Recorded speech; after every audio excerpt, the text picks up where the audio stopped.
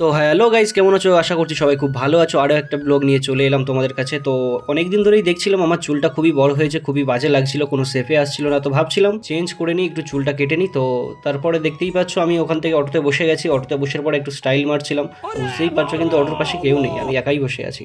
তো চলো ওখান থেকে, দেখতেই পাচ্ছ রাস্তার মধ্যে খুবই হাওয়া হচ্ছিল। তো আমাদের এখানে গ্যাসের খুব প্রবলেম চলছে, তো দেখতে পাচ্ছ অটোগুলো দাঁড়িয়ে আছে। আমাদের এখানে গ্যাসের প্রচুর প্রবলেম চলছে, অটোগুলো কিভাবে লাইন দিয়ে দাঁড়িয়ে আছে দেখো, আমার খুবই খারাপ লাগছিল। তো আমাদের ওখানে গ্যাস পাওয়া যাচ্ছে না। তো তোমাদের ওখানে কি অবস্থা একটু তোমরা কমেন্ট করে জানাও। এতটা লাইন পড়েছে তোমরা দেখতেই পারছো, আমি অটোতে বসে অনেকটা রাস্তা, তোমাদের হয়তো ফোনেতে দেখাচ্ছে অল্প একটু, বাট অনেকটাই রাস্তা, তুমি না দেখলে বুঝতে পারবে না।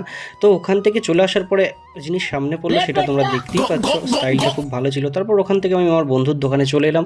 তো চুলটা নিয়ে একটু ঘাঁটাঘাঁটি করছিলাম। তোমরা দেখো চুলের অবস্থাটা কি হয়ে গেছে। তো তারপরে চুল কাটার আগে এই অবস্থা, তোমরা দেখতেই পাচ্ছ চুল কাটার আগে এই অবস্থা। এবার চুল কাটার পরে লুকটা দেখবে কেমন। তো চুল কাটার পরে দেখতেই পাচ্ছ এই অবস্থা হয়েছে এখন।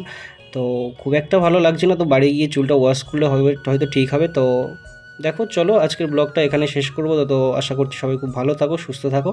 Tata, bye bye.